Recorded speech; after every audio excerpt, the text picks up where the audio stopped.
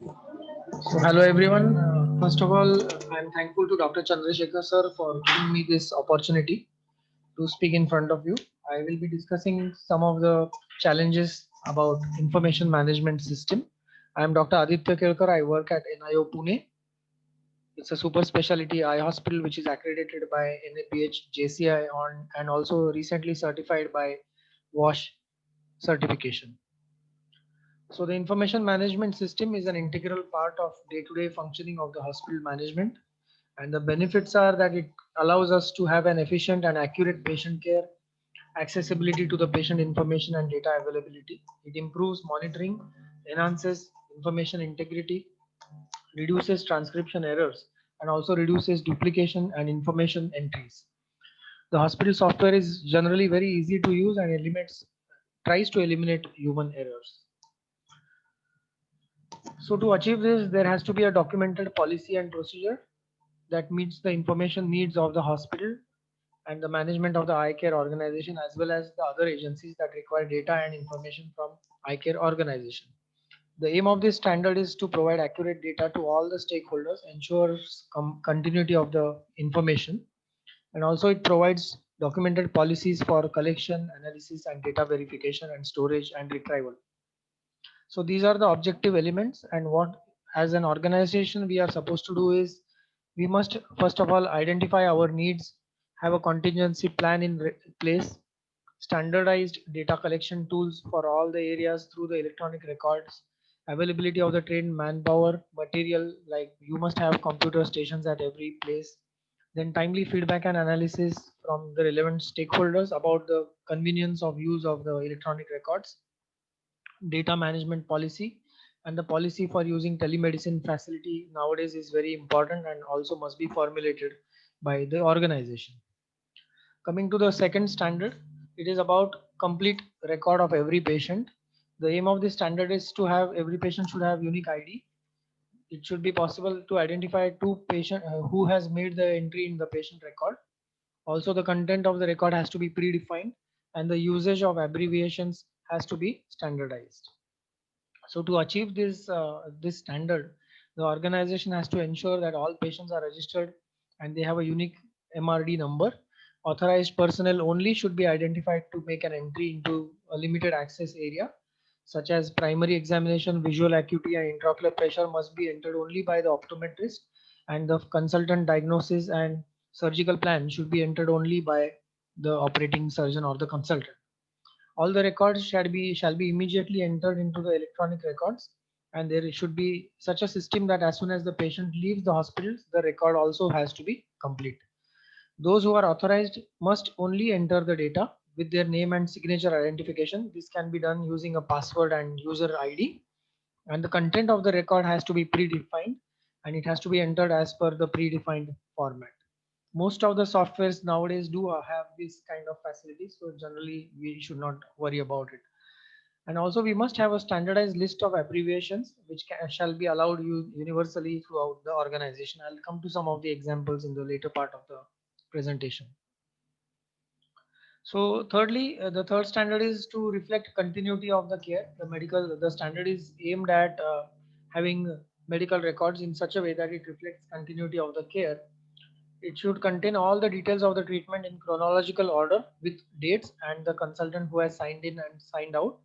Also, one must have the OPD as well as IPD records in the same medical record system or the electronic record system, and the access should be easily granted or easily available for somebody who's sitting in the OPD, for example. He should be able to see the IPD notes as well, and somebody who is in the IPD or operating surgeon should be able to see the pre-operative notes or the pre-operative clinical consultation notes. So this third objective element can be achieved by ensuring that there is a predefined format. The medical record should contain the ICD code diagnosis. Every medical record should have been signed and stamped with discharge summary. And also the healthcare provider should have an access to medical records, as I said, in areas such as operation theater and also in OPD and laboratory areas. Coming to the fourth standard, the documented policy and procedures are in place to maintain confidentiality, integrity, and security of the record, data, and information. This is particularly important when it comes to research, and if you are outsourcing your research to certain agencies like who are going to access your fundus photographs or OCT, one must ensure that the confidentiality of the patient name is maintained. So to meet these standards, one must have the control of accessibility of the information in the electronic records, policy for, uh, of course, the pest and rodents, so as to ensure that the records are not destroyed, and also one must have a proper backup, and that again you must have a policy for proper backup of these records. The medical retrieval with the if you want to retrieve any medical records, one must have a signature of the patient so that you are sure that this data is not misused by someone else. Also, you must have a protocol for retrieval of the medical records so that these records are not misplaced in case you are not using the electronic records.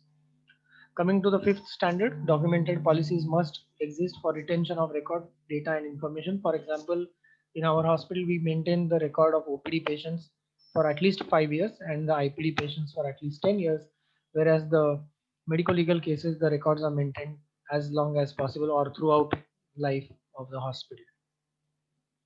Coming to the objective element 5, to meet these objective elements, we must have the retention period protocols mentioned in our standard operating procedure. The retention period will vary according to the law of the land, and the protocol should be defined in a manner so as to maintain confidentiality, and the destruction of the record also one must have a policy as to how to destroy the record after the retention period is over. This may be certainly important in cases of the old records in when one is not using the electronic records. Coming to the sixth standard, the eye care organization carries out a regular review of these medical records because there is a chance that somebody may not be entering the data correctly, or maybe some data might have been accidentally missed out. But if you are doing a review of these records on a regular basis, these type of errors will be minimized. So one must have a standard audit checklist for both OPD as well as IPD.